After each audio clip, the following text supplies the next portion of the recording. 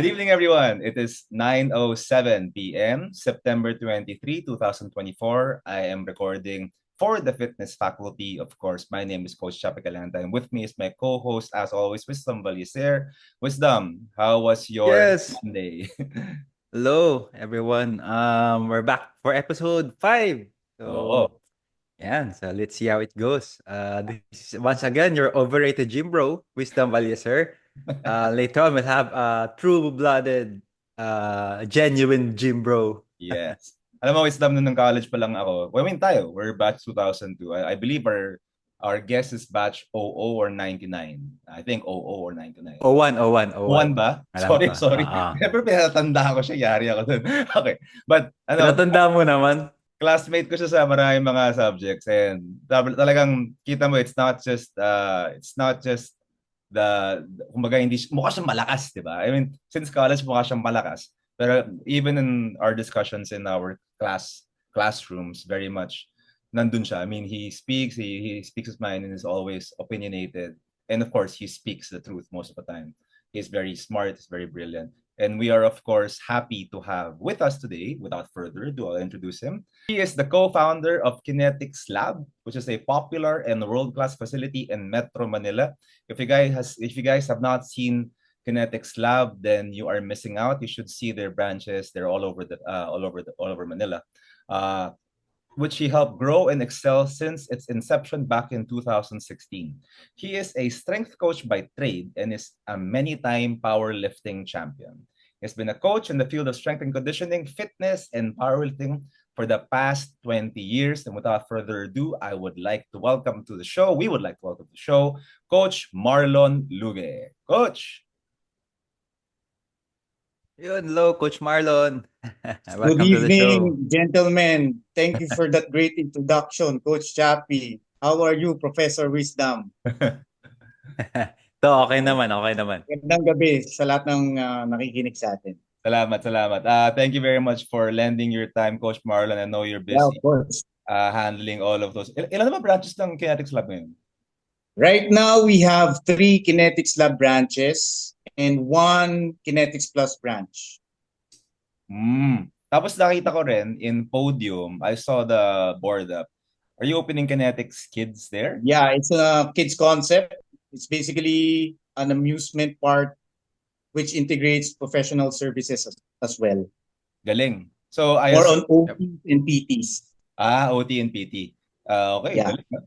So I assume that you're also gonna be having some form of training for the children also there.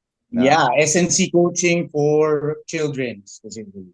Ayun, okay. So again, like what I said in the introduction, Marlon is somewhat of a legend in CHK. Alam natin yan. Pag nagawi ka sa Tanda na. legend, si legend matanda na yun. Pero pag nagawi ka sa lumang ng CHK, madalas doon si Coach Marlon. Eh madalas kami na-intimidate dati nung nung team B ng men's because of the lifts that you were doing there. Coach Marlon, like what I said, is a many-time powerlifting champion. But of course, yung Kinetics Lab, we wanted to start there, Coach Marlon. But nyo naisipan, Yeah. what was the concept or what was the idea behind Kinetics Lab? And why did you So of putting that up? actually, we conceptualized Kinetics Lab out of necessity. During that time, I was working in a commercial gym, famous commercial gym chain. And then I had this client and I was training him for father-son basketball league na Ateneo. So I was handling the preparation for that. And I saw during that time, very much limited yung paensayo ko sa kanya kasi ipit kami sa gym policies and regulations. For example, bawal gumamit ng chalk, bawal mag-slam ng weights, walang sleds, walang kettlebells, walang bands, walang chains. Tapos during that time, hindi pa uso yung foam rolling. So may dala akong PVC. So sinasabi ko sa akin ng management, labas yan ng brand standard natin, hindi mo pwedeng gawin yan. So jokingly sabi ko doon sa client, gawa na lang kaya tayong bago. And that joke eventually turned out into the inception of Kinetics Lab. The idea there is for SNC coaches within the commercial setting to actually have a place to train their clients using SNC principles. During that time, napakabata. I wouldn't say bata, pero hindi pa mature yung fitness industries. Uso pa noon yung circuit training, bodybuilding style for SNC, and fresh graduate ako noon, and I was eager to use what I've studied. And during that time, nalilimitahan ako nung venue kung saan ako nagtatrabaho kasi bawal. And to some extent, I was even ridiculed during that time. Uy, ano yung ginagawa mo? Nag-iimbento ka lang yata ng training program for your client. Usually during that time, puro bodybuilding di ba? So, I grabbed that opportunity. I was given the lead role for it, and I signed up to be an industrial partner of that endeavor, and eventually pinanganak yung Kinetics Lab. Nice. Actually, our name, if I may tell a story, our name is significantly influenced by the College of Human Kinetics. We were at UP Techno Hub during that time. We were thinking of a name. Techno Hub. Magandang name. Tapos namintana ako, nakita ko yung CHK. Tapos nakita ko yung lab, yung exercise science lab, di ba? Naalala niyo yun? If you can still remember. Sabi ko, Kinetics, College of Kinetics, stylize na lang natin. Tapos nakita ko yung lab, tapos lagyan natin ng lab. Yun na yung pangalan. So, eventually, yun yung naging name ng business. Galing. Yeah, I remember that branch yung pinakauna niya, di ba? Sa Techno Hub. Tapos sabi Yes, ko, yung Techno Hub. ganda ng location nito. May mga office, may mga, tapos may kainan sa baba. Ano? Yes. Pero, I guess, pwede ba natin, wag natin pangalanan yung, yung tinutukoy mo, para alam ko yung sinasabi mo, kasi student pa lang tayo, di ba? Nag-trainer ka na doon. Yeah. But, yeah, so na-conceptualize nga yung Kinetics Lab.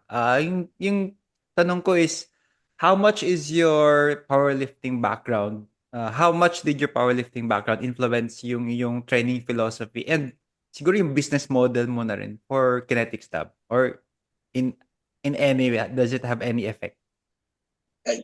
In terms of influence, super heavy influence. I would say if I am gonna attach a numerical number to it, I would say 70% actually.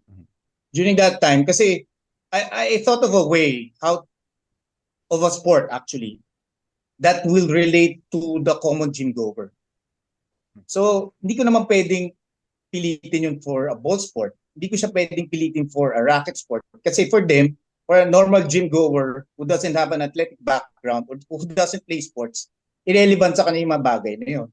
So, I thought, i-relate ko na lang kaya to sa barbell. And what other sport relates to barbell better than powerlifting or weightlifting?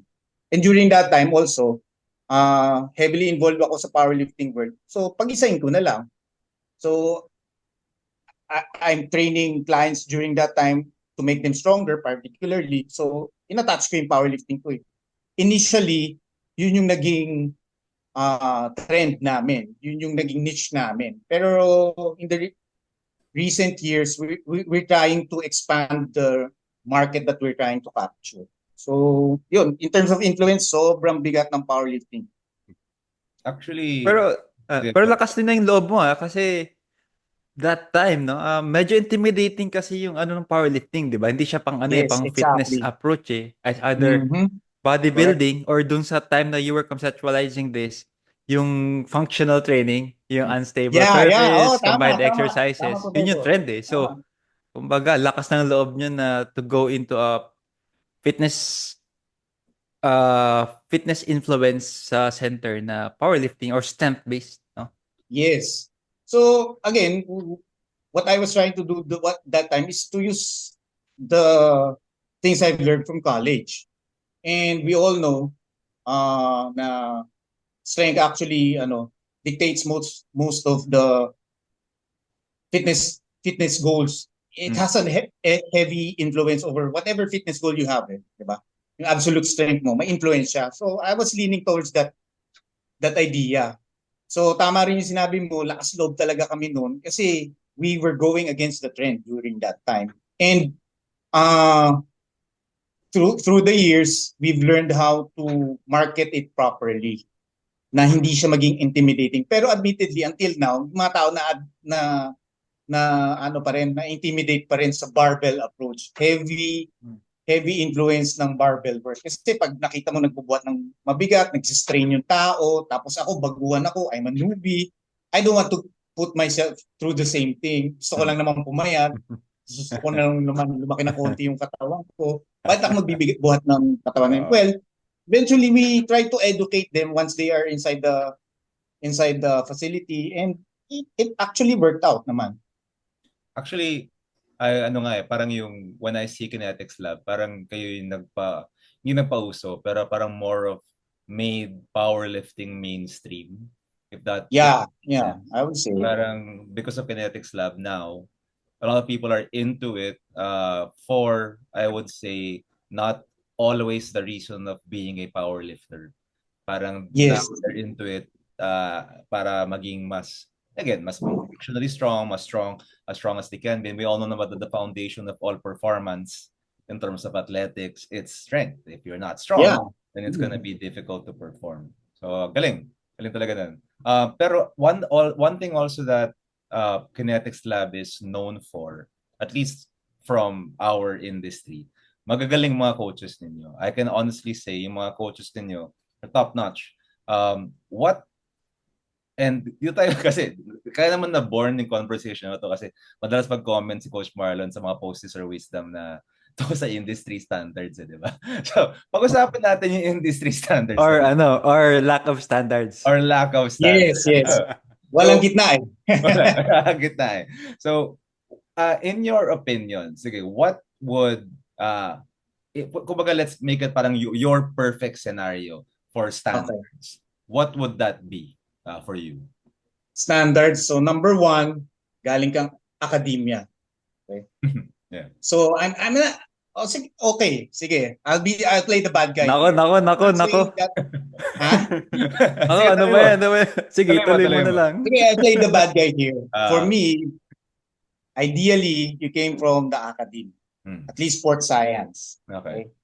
And then after that, you upskill and upgrade on your technical skills through additional valid certifications. Hindi yung certifications na ginagawa rin ng mga in-house facilities. Not self-certified. Nako. Ano ba yung mga sinasabi mo? Sige. So, I'll be through, kasi yung mga certifications na yun, I'll tell you right here, right now, are self-serving and very shallow. Okay? And then at least, so you've covered the academic background, you have the additional certification, and you have actual field experience prior to becoming a professional fitness coach. So at least actually on a side note, I'm very thankful to our curriculum na 5 years. I'm just comparing yung 5 years versus yung current na 4 years ngayon. Kasi I've learned a lot there, and I wouldn't say it's the complete what we call this curriculum that will prepare you for the fitness world. What I'm saying is it's enough, at least for you to survive the initial years of your career outside of the college. So 3 things, wisdom, natandaan natin yun. Academe, relevant certifications. Yes. Tapos yung field experience. And experience. Yeah. Through internship siguro. Yeah. Ito, Marlon, what about appearance? What's your take on that? Parang do they need to appear as fitness coaches? Sige. Okay, sige. Babatuhan ko na evidence. So, halo effect, di ba? Okay.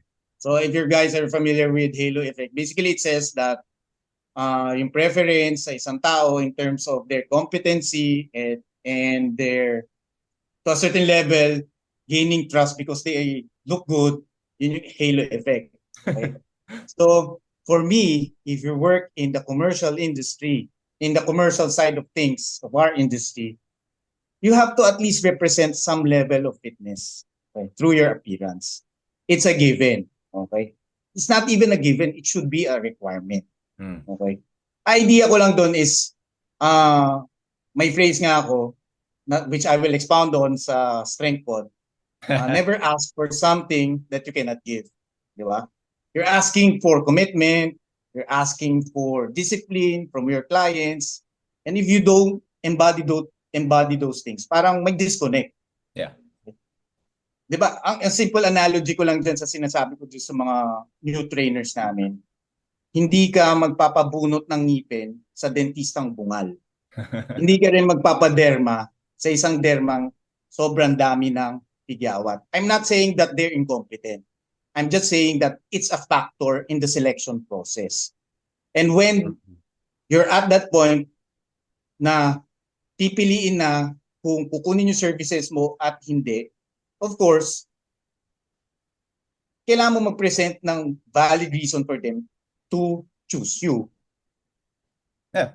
Okay? I So think- that's my opinion about it. It's a necessity in our Yeah. world.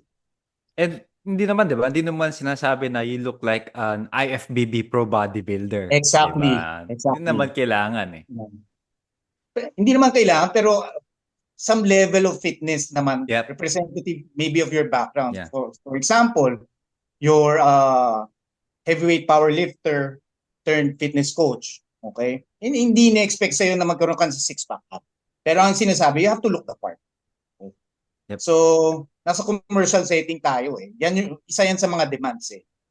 So, it will help your career a lot if you adopt that kind of thinking with regards to your appearance as coach.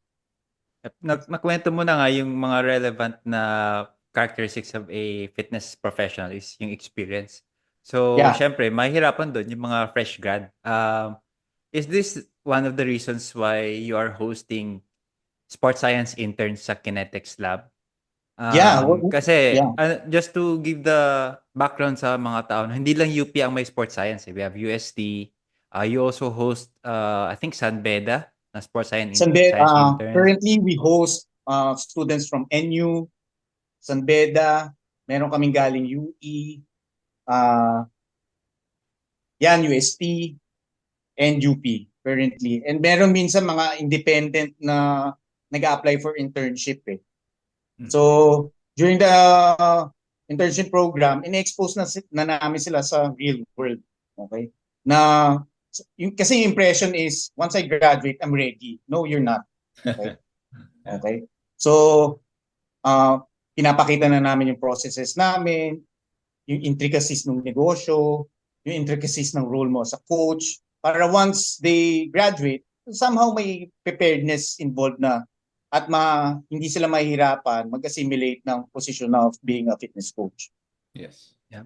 Kasi doon nila makikita yung realities on the ground. Exactly. Mga details na paano makitungo, how do you deal with people of different fitness levels, kasi usually sanay sila sa atleta or young and healthy, di ba? So that's where they get at least one semester's worth of exposure. Ano ba ito? Parang partly recruitment nyo na din ito. Yes. Siyempre. Actually, there was a time nagkaroon ng shortage ng sports science graduates. I think this was a year ago. So we thought of a way how do we get direct access to colleges that churn out or universities that churn out sports science graduates. So we thought of a way, and yun yung isa sa mga idea, kuha na lang tayong interns. Train na natin sila. Magtuloy man sila with us or hindi, at least we gave back something to the community and we gave back something to the field.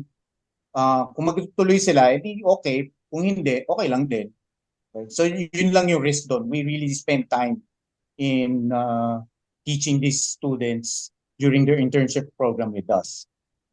And because to add before Coach Chappie has the next question, ano din yun it eats into your operating cost because you have to pay Yes. people to diba, to mentor these interns, to train them. Actually, resources and time, diba? Yes. Actually, we've modified our operations. We actually have intern supervisors in each branch, and we pay those internship supervisors to look over the program, making sure that each detail is looked on, making sure proper attention is given to each intern.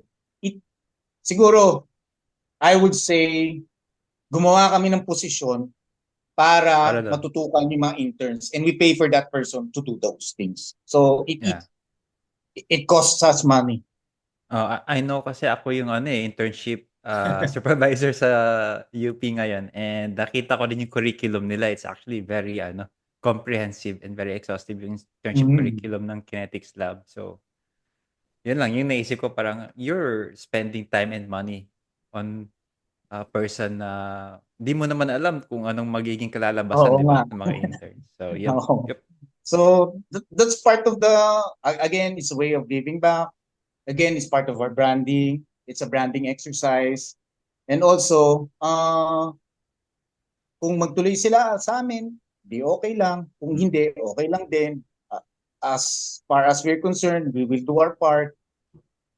So, yun. Galing.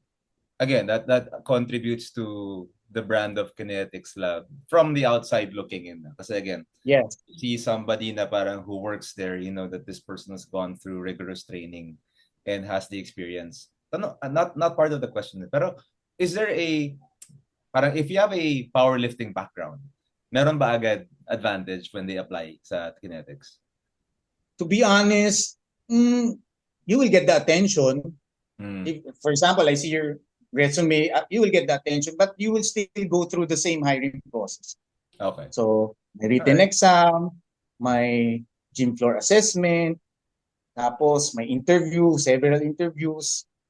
You will get attention, but I think there's in terms of advantage, not so much. Not Okay. so much. Alright. Para lang di mga listeners natin who want to apply because they're hearing about this great program, if you don't have a powerlifting background, sabi nga ni Coach Marlon, it is a factor, but it's not the only factor. So yun, para Yes. ma-encourage ko yung mag-apply. This next question though, we talked about this community service wisdom, regulating. So that's regulating. So we talked about, or we parang came up with a postulate na parang what if we regulate the fitness industry in the Philippines? What is your take on this? Is it one, necessary? Is it two, doable? And then what is your opinion on it? Number one, I think it's necessary. It's necessary if you want to elevate the profession. The doable part, I'm not quite sure. So, because my take on it is like this. The fitness industry here in the Philippines contributes to the GDP in such a minute way. Yes. Okay. Tapos hindi siya essential in the sense na if I hire the wrong coach, it doesn't mean life or death for me. Okay. So until you get those two requirements na magko-contribute yung fitness industry to the GDP in a significant way, tapos maging essential siya, I think hindi siya magiging doable. And also, paano ko ba sasabihin? Sabihin mo na lang. It doesn't serve any political interest eh. Yep. So what I'm saying is, again, you have to have a sponsor who is, Yes. Diyan naman magsisimula yan eh, politika eh, di ba? Let's admit it, malaking bagay yung politika dyan. And not unless we find someone who has a genuine intention towards the field or has genuine interest dun sa field, I think mahihirapan tayo na magawa to. It's necessary, at least from our perspective, but externally parang it's not. Yun lang yung take to do. See, I think Kinetics is already like what wisdom says, auto-regulating because you actually, again, there are strict standards for your coaches. Yes. Yep. And hindi siya, di ba? It doesn't stop when they get hired. I think you have continuous development from your coaches, Yes, within we your coaches. invest a lot dun sa continuous development, not only on the technical side, but also on the soft skills side, even customer service. We spend a lot in a year para ma-upskill tong mga tao namin, tong mga coaches namin. Kasi again, my intention here is actually one of our vision is to be the preferred employer of coaches. Okay. Yep. So with that vision, kailangan namin mag-install ng initiatives that will address the common problems facing the fitness industry, particularly here in the Philippines. So with that in mind, continuous kami nag nag-suspend ng money para sa continuing education ng mga current coaches namin. Magastos siya. Tsaka nakikita ko nga yung coach development yun na initiatives. It's to help them go up to the ranks na hindi lang sila sa floor lang palagi doing one-on-one training. Tama ba? Yes. They get into higher responsibilities. Yes, actually we have a management training program in place.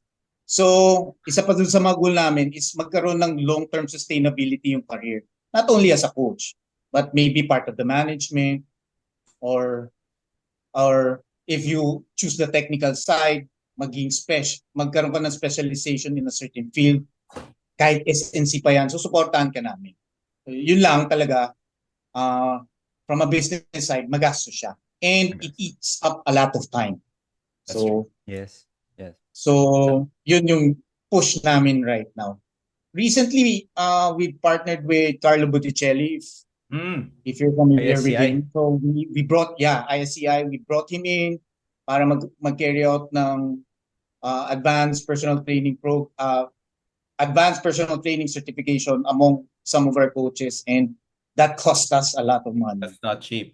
Yeah, that's not cheap. Yep. Uh, And I Tapos think hindi it's pa kami also sure kung magsistay yung tao. kung o hindi. magsi-stay, di ba? Kasi wala Yeah. namang, you can't hold them in eh. But I Yeah. think for the fitness professionals out there, this is a good thing to keep in mind na you have to keep developing your craft wherein you Exactly. will be able to branch out into other fields or other types of responsibilities. Kasi sa Mhm. totoo lang, hindi lucrative yung magpa-personal training ka lang Pag na yun lang. position. Mm. Kung yun lang yung gagawin mo I mean, May time limit. real talk lang, di ba? Admittedly, real talk Oo. lang, may time limit siya. Mabubuhay I'm ka, not mabubuhay saying, ka. I'm not Mabubuhay ka, saying pero- na there's something wrong if you're already 50 years old doing personal one-on-one training sessions. But let's face it, as you age, your market value also falls, regardless how good you are on the technical side. It's a different thing, of course, sa SNC. Because as you age, mas specialize ka ng specialize, tapos yung credibility mo, hopefully umaangat, kahit matanda ka na, may career ka doon. Mhm. Pero for an average fitness coach, ang timeline niyan, siguro magpipik na yan by 40. Yeah. After that, pababa na yan. So, again, we're trying to establish a career path for our fitness coaches na maging sustainable siya hanggang retirement age. Yes, kasi unless tumaas yung premium or yung value ng fitness professionals wherein they get paid more, hindi talaga kumbaga very sustainable way of living yung you're stuck with personal training one-on-one kung may binubuhay ka na. One limitation is Exactly. because you only have 24 hours per day. Diba? So you have to find a way na ma-spread yung sarili mo into other Yeah. services, other products, diba? So, at a personal level, yung scalability ng being a personal trainer, scalability niya is limited by the hours in a day. So, if you do not find a way to scale your skill set or your personal business, you're in danger. So, magkakaroon ng time limit yung career mo, and ayaw natin yun. Yeah. I think that's one of the many reasons why people get out of the personal training in this business. I mean, I've known a lot na were previous personal training coaches or PT coaches na nag-business na lang or alam mo yun, nag-call center kasi hindi nila ma-sustain because again, Exactly. kasi at saka aminin natin nakapagod din. I mean, nakapagod na lalo na kung Exactly. Pero yun, magpunta ka ng 8 kliyente, dire-diretso. Hanggang kailan mo kakayanin? Tapos may iba dyan, nag-freelance, goes from point A to point B. So nakakapagod rin naman talaga. That's why, ako, sabi nga ni Marlon, it takes political will. Parang you need, previously, before the pandemic, we were able to speak, for example, to Alfred Vargas, who parang, hindi ko lang nalala niyo yun, pero nagkaroon ng issue before about personal trainers, yes. diba? Tapos siya yung parang nag-push And then, syempre, as with any political cycle, once they're done, wala nasa tabi na. Nawala na naman. And actually, Coach Happy, I was familiar to that situation because I used to work in that Ah, facility where that event Mm. happened. ayun. So I was briefed about it, and I don't know. I don't want to Yeah. Of course. mention names, pero Yeah. Pero ano, for me, kailangan din talaga ma-professionalize eventually yung fitness industry and yung fitness trainers. Kasi to some extent, it's unfair eh. Yung mga, example, yung mga physical therapists who go into strength and conditioning. Kasi pwede, di ba? They can yes, practice both physical therapy and strength and conditioning. Same thing that you mm, get with nutritionists, yung mga R&D. They can mm, offer nutritional advice or consultation and personal training. Pero pag yeah, graduate ka ng, let's say, sports science, exercise science, hindi ka pwedeng ano eh. It's practically illegal to go into or unethical to go into tama. nutrition or physical therapy kasi hindi yun yung training mo. So, Mhm. medyo unfair sa mga, fitness professionals na yun yung Yes, I focus would say pero we can't branch out into these other health-related services. yes, Whereas yung iba naman, they can. they can. Tama ka doon. Maganda yung point mo, Professor Wisdom. Actually, it's happening blatantly right now in the industry. So, kitang-kita natin yan. Sila parang may given advantage kagad sila kapag may licensure involved dun sa profession nila. Samantalang yung mga SNC coaches, most of the time nadi-displace pa nga eh. Mm. Sometimes underemployed. I would say, I would go as far as saying that some very talented SNC coaches are underemployed. Kasi nadi-displace sila sa mga businesses, institutions, or groups na hindi naman fully utilize yung skill sets nila. True. Kasi ang magiging priority ng ibang mga negosyo is or mga corporations is medical staff. And ang Yes. PT is a medical personnel as Mhm. compared to us SNC coaches, lalo na mga personal trainers na talagang Yeah. Although yung mga ibang personal trainer, they also try to say na they are offering injury management, physical therapy na Yes. hindi Sa sila kayon, PT. problema So rin yan. actually hindi lang yan unethical, that's illegal. Yes, Okay. yes. So ano po tayo, ingat po tayo sa mga pag-post ng mga services na ginagawa Yung natin. mga gumagamit ng modalities lalo na. So, Ay, oo. rampant yan. Well, ayun. So we already started talking about it. Pero aside from professionalizing the industry and those rampant habits, Marlon, what else do you think are some of the biggest problems or challenges na nafe-face ng fitness industry natin? So, the usual stuff which has been going on even before I started in the commercial side. Number one, overemphasis sa sales targets. SNC coaches as salesmen. So, yan yung number one eh. Number one reklamo Ano yan eh, to di ba? This is coming from someone who operates gyms Yeah. So, over-reliance sa soft skills, wala nang technical skills, wala pang value system. So, yun. Tapos, again, parang nag-evolve yung behavior ng mga bagong coaches or not so old coaches in the sense na parang I've observed lalo na pag galing ibang facility, it's like they have this attitude na their presence alone in your facility justifies their salary. So ayaw na nilang gumawa ng extra work. Gusto ko lang mag-train. Eh, it doesn't work that way naman. So going back to sa sales targets, so quota, call it what you want, quota, target, budget, yan yung number one problema. So again, nagkakaroon ng over-reliance dun sa soft skills. Nakakalimutan na yung technical skills. Kahit walang alam, magaling magbenta, coach ka na. Minsan, kahit maganda nga lang eh. Diba? Kaya gwapo, may abs. Yan. So, minsan Nagko-compete sa bodybuilding. Oo, yan. Champion powerlifter. Diba? Pero walang alam sa anatomy, basic physiology, biomechanics. So, yun. I think the number one problem right now is the overemphasis on sales. Ang That's Pag yan yung pag problema nakita dati, yan pa rin yung problema ngayon. Kaya pag nakita niyo yung mga award sa ibang fitness center, yung mga Top awards, performer. trainer, top Yeah. performer, ano yun hindi yun client satisfaction. Ano yun? Sales Ano yun? usually yung basis. Benta yun. O kaya, Pero best, ano, di ba? o kaya awardan ka ng best conductor. Tipong nagko-conduct ka ng 8 to 10 sessions per day.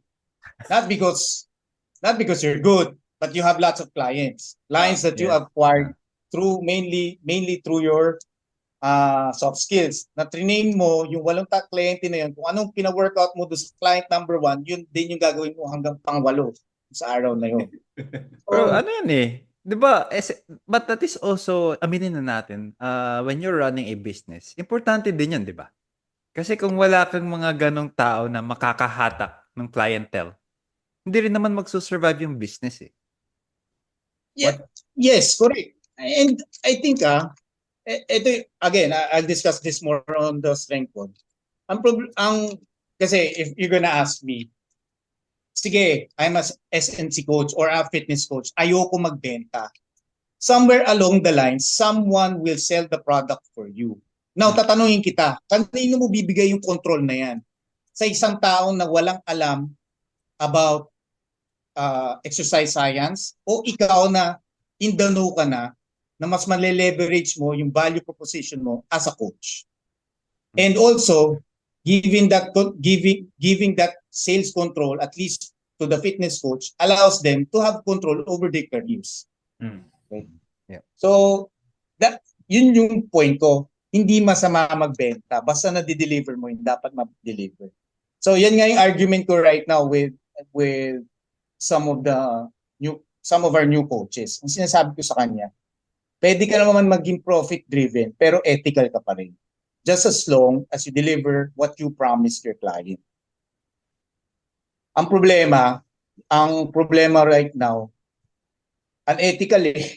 Pag nabentahan na kita, bahala ka na sa buhay mo kahit wala akong alam. So, Yep. Ang daming ganyan. I would say 80% ng coaches don't have an idea on what they're doing. Or they have an idea pero Nako. yes, I would say that's a big number. 80% of the coaches in the commercial industry have a very shallow understanding of exercise science and how to apply it to their clients. I think isang ano din na kasi strategy is to retain your clients is to keep them dependent on you. So nakikita ko ibang coaches na parang every session iba-iba yung workout na ginagawa, every set spot halos Yes. tapos may superset, may giant set, may circuit minsan, di ba? So parang yung client mismo feeling niya, "Uy, okay to kasi I'm getting some advanced instruction. I'm never Yeah. doing the same thing," which is in exercise science actually more boring stable program tends to be more effective in terms of monitoring and adjusting the variables. Pero to some extent, masisisi mo ba sila? Di ba? Kasi kailangan din nilang kumita eh. And as long as they're getting the people to train, di ba enough na yun? Di ba? Kasi mag-workout pa rin sila eh.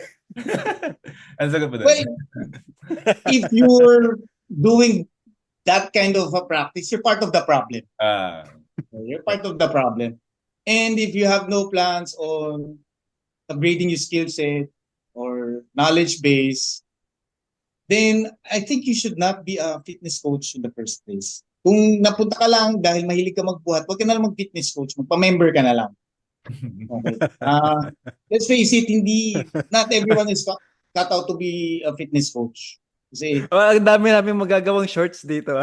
Okay. Diba? Short videos. Not everyone is cut out for that job. Kasi it eats up your time. Kailangan gwapo na ako, kailangan maganda yung katawan ko, kailangan matalino pa ako, perfect pa akong tao. Diba? You also have to give that impression of meron kang integrity, may dignity ka, motivating ka, lagi kang energetic. So, mahirap yung trabaho. Hindi ko inaangat yung bangko ng fitness coaches. At sinasabi ko lang, hindi lahat ng interesado sa fitness dapat mag-coaching. Yun lang yung sinasabi ko. So, kung interesado ka lang, mag-train ka na lang sa gym. Be a fitness influencer. Baka mas marami pang Be a pera. YouTuber about fitness. Huwag ka na makigulo dito sa mundo namin. Kasi right now, wild west na, makikigulo ka pa. So, mas lalo tayong mahihirapan dyan. Alam mo, ano yung sabihin ko, Litz? Kasi yung mga sinasabi niya naman lahat talaga totoo eh. Parang, Oh. and it doesn't take a lot to prove it. Like Kinetics Lab, you are one of, let's say, you have 4, tama? 4 locations? Yeah, four. 4, okay. Think about Anytime Fitness, for example. Sabi ng pangalan, di ba? Think about Anytime Fitness, Fitness First. Well, alam ko Fitness First, si Miss Riza is, si Rika is doing some things there. But for example, Anytime, it's napakaraming branches. So napakaraming branches, Yes, napakaraming 300. coaches, di ba? They have 300 branches and each branch needs to have a coach. Now, Wisdom, we all know recent lang naman nagkaroon ng ibang sports science programs outside of UP, UST, and the usuals. So what I'm trying to say is that the pool of graduates isn't that big. So it's a supply and demand problem. Parang Yes, yes. I agree na kailangan ng standards na ganun.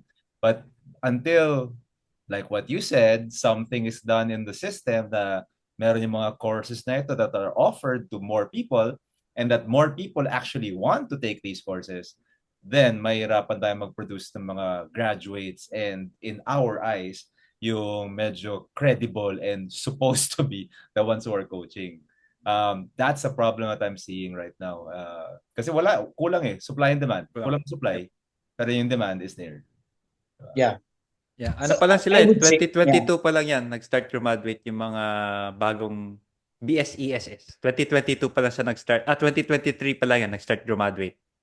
So, kumbaga, medyo mababa pa yung supply, especially sa provinces. Pero you mentioned something, Marlon, soft skills. Yeah. Yun ang tingin ko kulang sa graduates. At least nung tayo nung Exactly. tayo sa Tama ka dyan. parang kulang talaga tayo sa soft skills. Kaya ngayon nagtuturo ako ng 111. Ewan ko ginagawa mo. That's a great development. Ewan ko ginagawa mo to, Wisdom. Pero nagtuturuan ko sila ng queuing. Tuturuan ko sila ng communication. Kasi yun yung parang kulang before when we were starting. Yes. Aside from, of course, I highly agree with what you're saying. Actually, I experienced the same thing when I was a fresh grad. Yabang ko, punta ako dun sa gym. Graduate ako ng sports science, powerlifter ako, cum laude pa ako. Panis kayo lahat sa akin. Tapos, nakasal ako dun sa top trainer dun. Grabe, yung sales niya kalahating milyon. Chinek ko yung sales ko, 40,000. So, kinumpare ko yung paycheck ko sa kanya. Yung unang paycheck ko was 1,600 pesos. Tapos yung paycheck niya, nasa 73,000. Sabi ko, how was this person able to earn that much? Hindi naman siya marunong technically. Bumagsak nga ito dun sa entrance exam. So, I figured out there is something wrong with what I'm doing.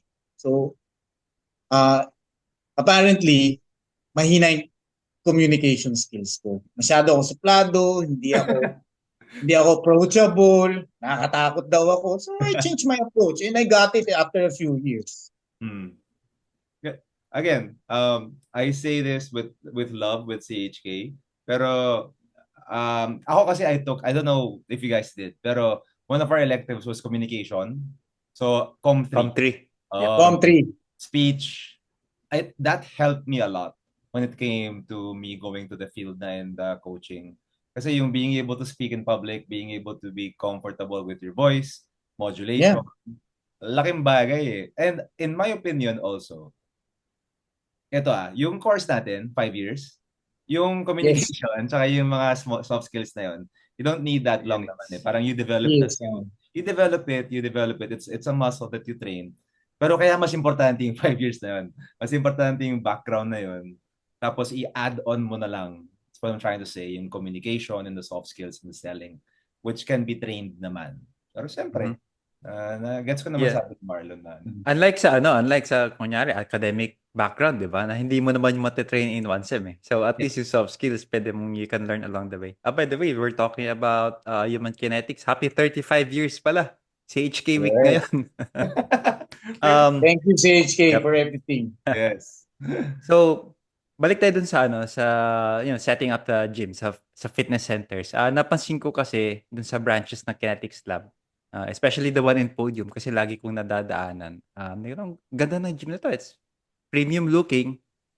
And then I see that it is situated in a building which has mixed use commercial pero ang nasa taas niyan, those are offices eh. Corporate offices. So, it's full of people who are in the middle to upper income level. So Yes. sabi ko parang strategic na location to. I mean, kasi Exactly. if you're someone who wants to go into fitness and then you're making at least a middle income, you have the means to pay for it. And syempre kung sa ka ba pupunta, doon na sa madali, 'di ba? Malapit, Yes. bababa ka lang. So, talk to us about location and what are the things that you consider, na factors that you take into account before you finally put up a location or branch for a fitness center? Kasi marami nagsasara eh. Marami Yung attrition rate ng gym businesses, first year, napakataas. I believe it's somewhere between 50 to 70% worldwide in the Kasi first wala year. silang mga top performers eh. Pero yan. So talk to us about siguro so mga gustong have the passion kasi this is a passion-driven industry and then they have the means. Yes. May pera sila or they are able to pull some funds. Gusto nila mag-set up ng gym or fitness box. Okay. Ano dapat unang isipin nila? Unang isipin mo, what is the identity of your brand? You have to clearly define that because that will dictate which market you're gonna target. Now, there's several ways to look at it. For example, sa amin, we know that we are a little bit more expensive than your normal big box gym. So it just makes sense for us to establish our locations dun sa area na may makayang afford yung services na ino-offer natin. So that's the first thing you have to understand. Who am I as a brand and what services can I offer? Number two, you have to define your market pool. Nasaan ba tong mga taong to? Saan ba sila interesado? Okay? So pag na-identify mo yun, i-identify mo rin yung areas na yun within, let's say Metro Manila. Number three, hanggang ilang tao ba yung kaya ko accommodate dun sa branch ko? Kasi, for example, sa amin, we put a cap on it per branch to avoid magkaroon ng palengke scene sa loob ng gym. And of course, to maintain the services, maintain the amenities, maintain the facilities.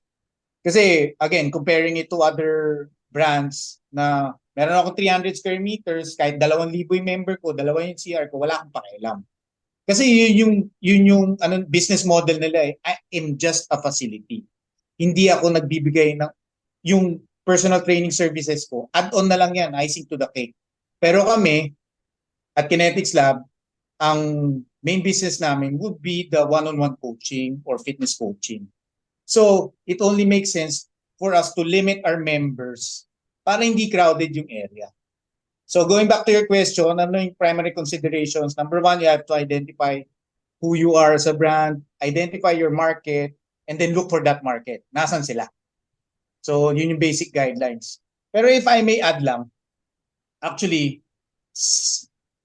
at least for coaches na, for example, may steady practice for at least 5 to 10 years, tapos gusto ko na magtayo ng sarili kong gym, you have to ask yourself the question, gusto ko ba talaga magkaroon ng negosyo?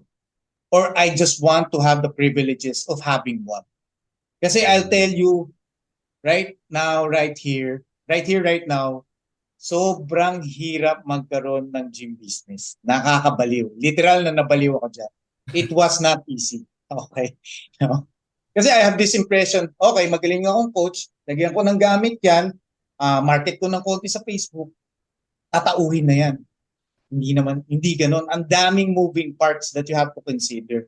And with moving parts, things can go wrong. They actually go wrong on a daily basis. Are you up to that?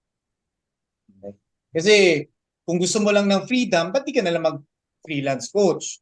Tapos, kung gusto mo ng exit plan from coaching, mag-invest ka na lang sa, let's say, mag-invest ka sa ibang negosyo, mag-franchise ka na lang. At least doon, wala kang iisipin na operations every day. Okay?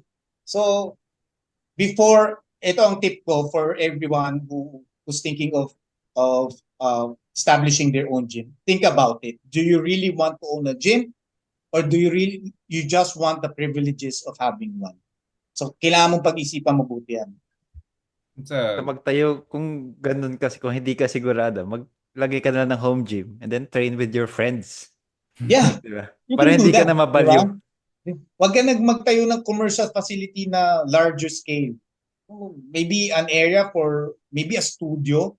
Pero it's a different thing kapag commercial ka. Napakaraming bagay na pwedeng magkamali. Napakaraming bagay na dapat may consider. At saka nakakapagod siya. Akala yung sinasabi nila, pag may gym na ako, nalalagay lang ako coaches dyan sa gamit, tapos back off na ako. Tapos papasok na yung income or yung revenue. Hindi, 24/7 ka nakatutok doon. 24/7 ka nakatutok doon. Tapos every hour of the day, nag-check ka, kamusta dyan? Ano nangyayari? Sir, may problema. Yun na. Magpapatong-patong na yan, tapos di ka makaka-recover. Magsasara rin yung gym mo. Babalik ka na naman as a fitness coach sa commercial. Mag-freelance ka na naman. So you have to ask that question first. Am I really up to the task of having my own gym? Now, if buo yung loob mo, good luck to you. But again, balikan ko yung sinabi ko kanina, identify your brand. What services do you offer? Number 2, identify mo yung market mo. Sino ba may afford nung services ko? Kanino ba nagre-resonate tong branding ko? Kanino ba nagre-resonate tong services ko? Tapos hanapin mo sila. Again, greatly relate. Kasi nanggaling yes, Coach Chappy. I know. Actually, idol ko yung 360 before. Sabi, ano ginawa ni Coach Chappy? Yan, grabe, ang daming branches. Ang daming, meron pa nga kayong, di ba, 360 Olympics. Yun, saludo ako. Thank you. Scaling your business during that time na kalaban mo yung malalaki, Fitness First. Kasagsagan ng Fitness First yan, Gold's Gym. I can... May CrossFit pa, may CrossFit pa. Yun, may kalaban ka pang CrossFit. Hindi lang yung kalaban sa negosyo, pati sa pagkatao. We are all aware of that. Pero bati na kami ngayon. Bati na kami. Okay na kayo, friends na kayo.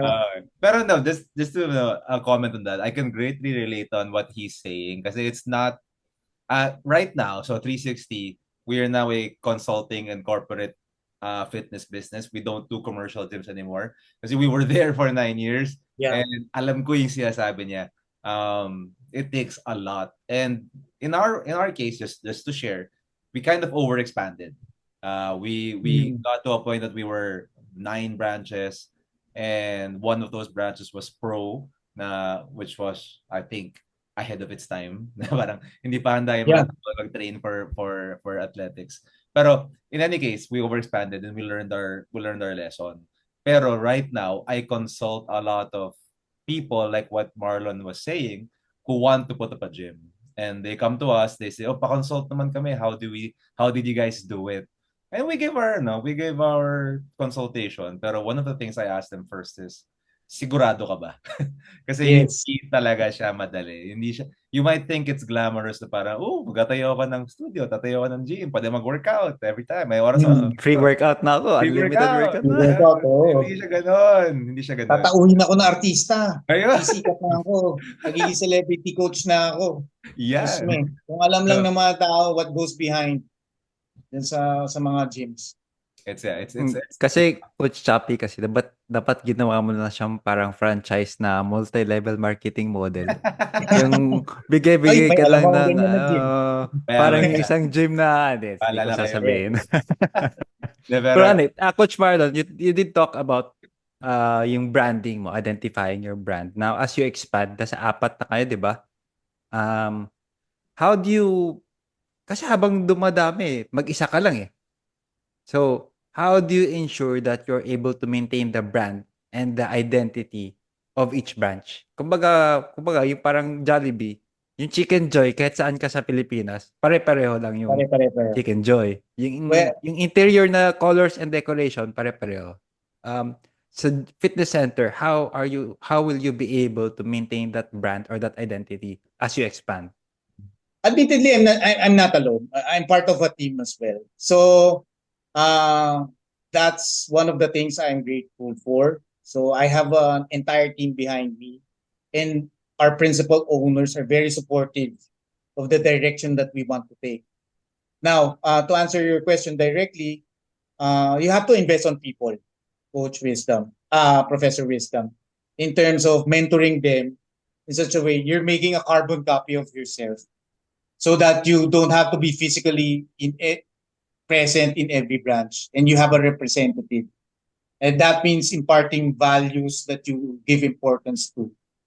Again, mahirap siya and you're trusting people, you're giving out industry secrets, you're training them to the best of your abilities na wala namang assurance na magsistay again sila. And maybe someday they will use it against you. But again, in good faith mo naman ginagawa yun. So, yun, I think, and again, you have to bring in experts in the field. So we're not just talking about the fitness world here. Meron kang mga brand consultants, meron kang marketing experts. So it doesn't happen by chance. It's all planned. And the most important thing here is you have to have a team and the political will to make it happen. Okay. Yun yung importante. Dapat hindi nagbabago yung branding from one branch to another. Kung ano yung skill set ng coach dito, more or less the same yan doon sa kabila. So yun yung pinakamahirap. And you need a team for that. So I guess pag personal trainer ka pa, your technical knowledge and skills is around 80%, so it's 20% soft skills. But if you want to open up a fitness center, parang lumalabas yata 5% na lang yung technical skills mo, tapos 95% is business acumen na siya. Magbabago na talaga dapat yung ano mo. Siguro if actually technical mo will come into play around 30 to 40%. The rest will be your entrepreneurial spirit. Never ko na-imagine maging entrepreneur pero kailangan eh. Otherwise, malilugi yung negosyo, magsasara, ang daming mawawalan ng trabaho, tapos yung pangarap mo na i-uplift yung field, it will all go down in shambles.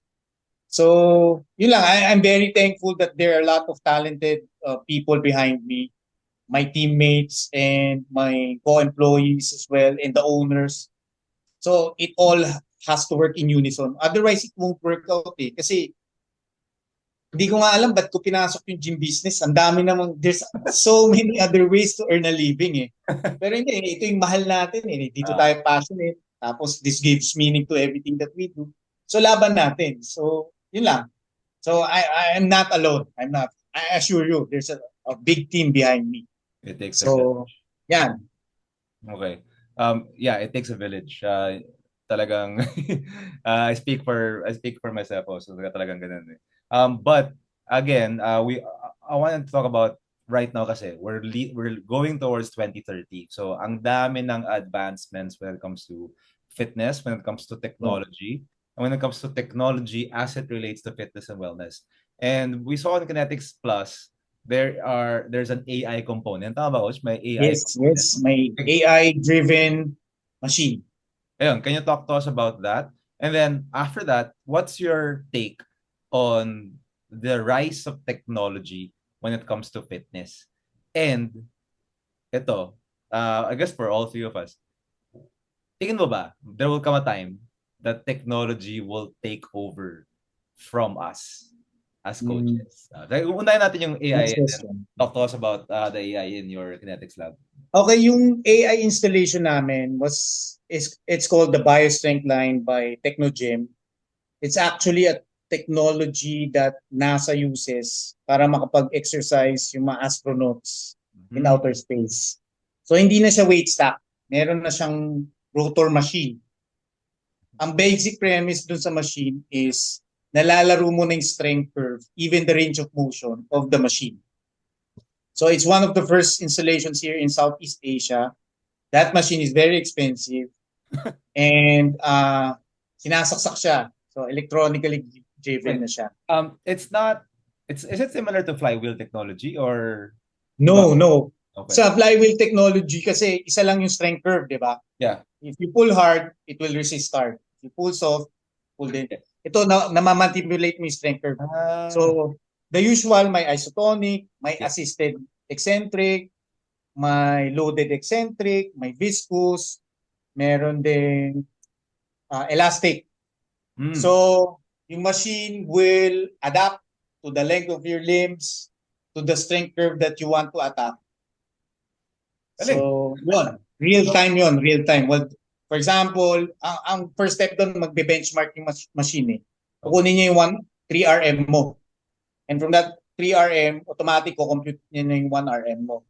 Now, you just plug in what kind of goal you have for hypertrophy, for rehab, for endurance. Tapos lalabas na yung program doon. Gagawin mo na lang. So nakakatakot in a sense Yun nga eh. for fitness coaches. Pero answering your next question, I don't think mapapalitan tayo ng AIs kasi as proven by the pandemic, we're human beings eh. We need, it's a necessity for us to have that personal one-on-one connection with someone. So AI can never replace that. At the same time, ang isang bagay na wala ang AI, kahit gawin mo pang robot yan, walang empathy yan sa'yo eh. Diba? So, it's something that AI cannot reproduce. And let's face it, some people go into fitness, hire a coach, not because they want to get fit. Sometimes, they just want to talk to someone. It's part of the job. Yeah, the psychological aspect of it. And sometimes also, hindi rin natin yung iba nga nag-hire ng coaches just to have a status symbol beside them, someone who follows them while they go around the gym. Well, in all actuality, they don't need a coach naman. So again, at least sa service industry, which we are included, hindi danger yung AI for us. Actually, if you come to think of it, baka nga mas mahal later on yung mga services natin kasi lahat AI na in person, mas mahal. So law of supply and demand din. Yeah. So yeah, I'm not afraid of AI taking over the fitness industry. Pero maybe, actually it will help us. It will help us, especially sa advent ng technology sa wearables. So magkakaroon tayo ng real-time feedback, magkakaroon ka ng data analysis.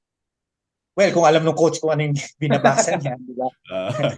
So, yun, makakatulong sa atin yun. Pero as far as AI machines or robots taking the place of fitness coach, yeah, maybe, pero hindi eh. Tao tayo eh. So, napatunayan yan nung pandemic. Di ba? Kasi after nung pandemic nga, yung mga may home gym, mga may treadmill, bumalik Wala pa na rin sa lahat. gym eh. Kasi Bumalik pa rin. kumbaga Exactly. iba Good pa rin point. yung sensation ng pupunta ka sa gym. But Yeah. I like your perspective nung tungkol sa AI na it will not replace us. I think what will happen is it will get integrated into the personal training services. Nandoon pa rin Yes. yung tao, pero madadagdagan nga lang ng mga added siguro I think accuracy and or at least the variation that AI can provide, but it will never replace having a personal trainer or fitness professional watching over you. Yeah, I see AI as a tool. Parang it's a tool that we can use as personal trainers. For example, I asked AI for what I want, what I can ask you, Marlon. Diba? So, Yeah. some of those questions came from AI, pero it combed the internet and then it saw what these relevant questions are. So I see AI as a tool to assist me in my coaching, but again, it cannot replace the human element of coaching. Mhm. I agree I with all. completely agree to that. Yeah. Okay, so Kinetics Lab, what are the plans? If you care to share, parang are you planning to expand outside of Manila? Are you? Uh, Let's go ahead. Yeah. As far as Kinetics Lab is concerned, of course we envision in further expanding the business, having more locations. But right now, anytime soon, wala pa naman kasi kakabukas lang namin ng dalawa and kailangan pa namin i-season yung current lineup namin ng coaches. So we have to make sure na given the chance magbubukas kami ng another branch, kumbaga veteran na nilalagay namin na coaches doon. And as far as developing other brands, we're gonna be venturing out again to sa kids segment with the new concept Kinetics Kids. We're also gonna try venturing into the food industry. Okay. Kala ko ba we're- nababaliw ka na? Ha? Hindi, Kala ko dami ba ko naman team nababaliw eh. ka? Marami naman akong team. Marami akong papagalitan. Hindi. Food industry. So far, yun lang. Yun pa lang yung masasabi ko right now. Pero we have big plans. And again, I'm very thankful na lumalaki yung field. Nagkakaroon ng maraming coaches, quality coaches na pwedeng pagkuhanan ng manpower and actually give out a sustainable career. Oh. Yeah. So you have UP Town Center, you have Podium, you have Manayala and Manayala. Satchi. and what's And the other Satchi. Kinetics Plus is located at shops at Ayala Triangle. there? Okay. And then of course, Yun yung latest. Ano Tama ba? na? Yan yung latest, no? Yes, yan yung Yep, latest. Yan yung luxury boutique gym namin. May branding na naman. nakita ko yun. Nandun yung AI-driven na machine. And then of course, Kinetics Kids is opening when? Kinetics Kids, expect it to open last week of October. Malapit na pala. Lapit na, yeah. So, stress na kami. What's Pumuputi your- na nga yung buko eh. Dadaling ko yung anak ko dyan para ma-experience. Yes, please, coach. Go ahead. Of course. Last question, Coach Marlon. What do you see is the future of fitness in the Philippines? So look ahead, mga 5 years from now. Let's stick to 5 years from now. What do you think the future lies? What's in store for us in the future in the fitness industry in the Philippines? Okay.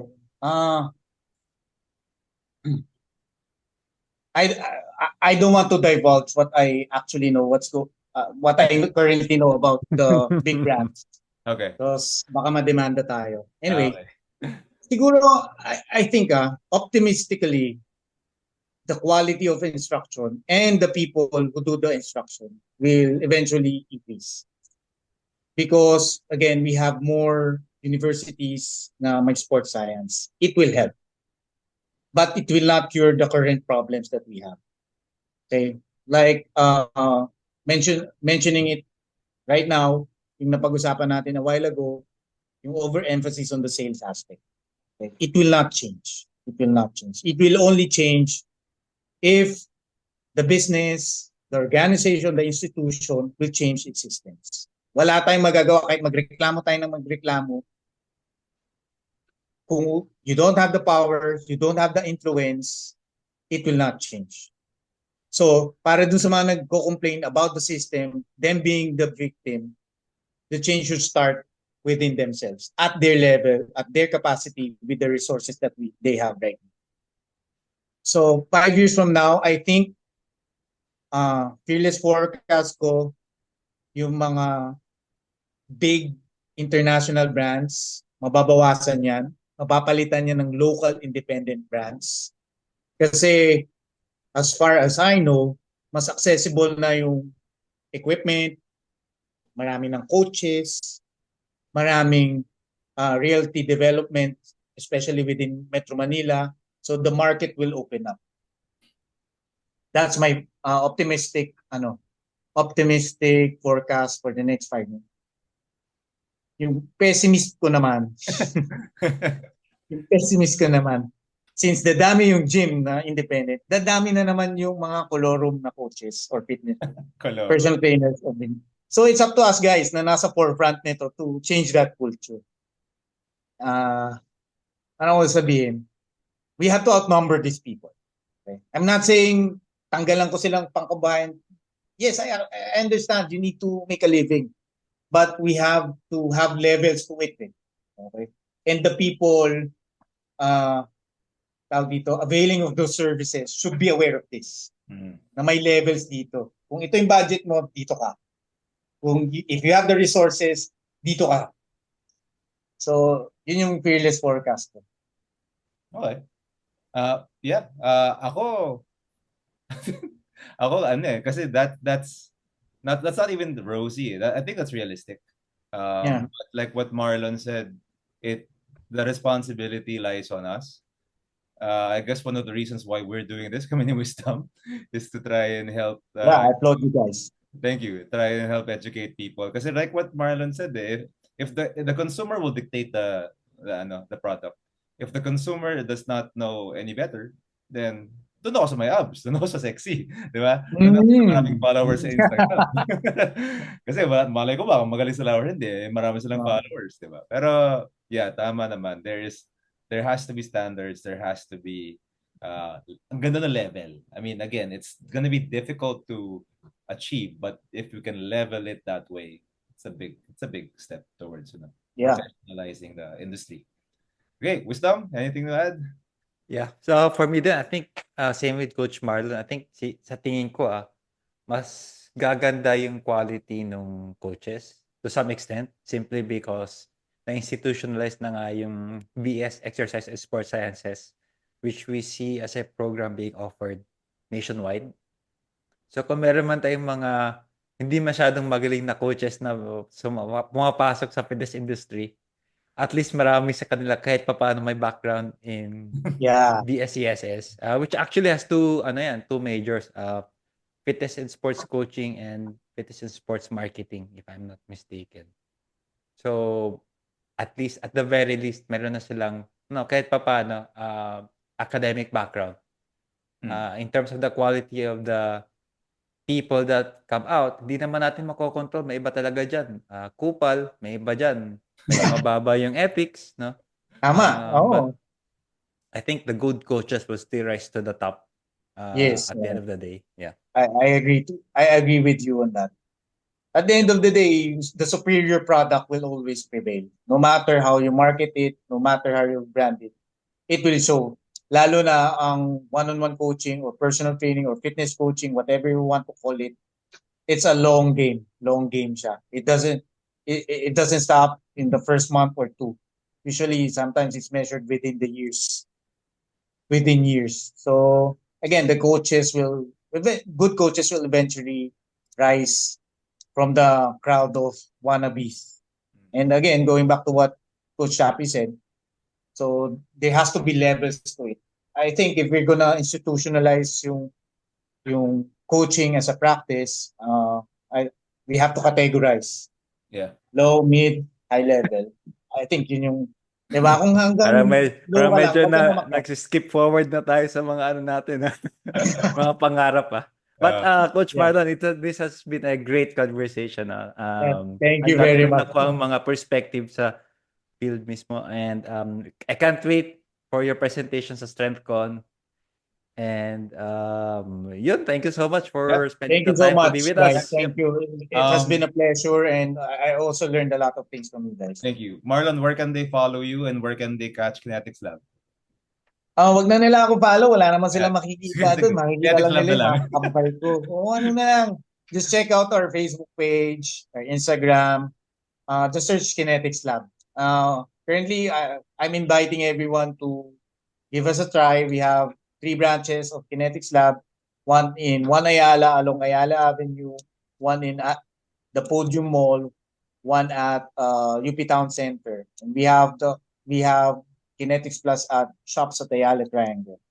Watch out, we're gonna be opening soon Kinetics Kids. It's also gonna be located at the Podium Mall. Yan. And again, Right, thank you. catch Marlon and Wisdom and myself in the Strength Con, which is happening on October 12 and 13. I believe Marlon, you're on October 13. He's gonna talk about Yeah, 13.